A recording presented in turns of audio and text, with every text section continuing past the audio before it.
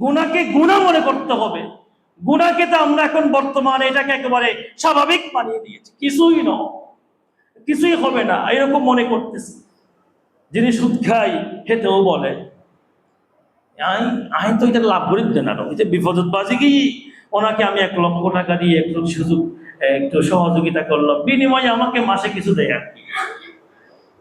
মানে উনি এটা কি করেছে, আরো স্বাচ্ছন্দ্যভাবে নিচ্ছে।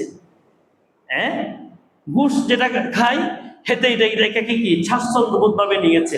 আমি কি করব, এখানে পদ খালি হয়েছে একটা, মানুষ এসেছে 10টা, তো একজন ভাই আমাকে কিছু বকশিস দিয়েছে, তার বিনিময়ে বকশিস দিয়েছে, কি দিয়েছে?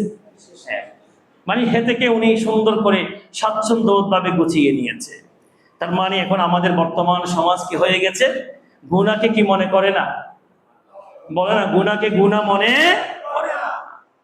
খবরদার, গুনাহকে গুনাহ মনে করতে হবে। গুনাহকে যদি গুনাহ মনে না করলে তাহলে গুনার তাপমাত্রা কি যায়, বাড়ি যায়।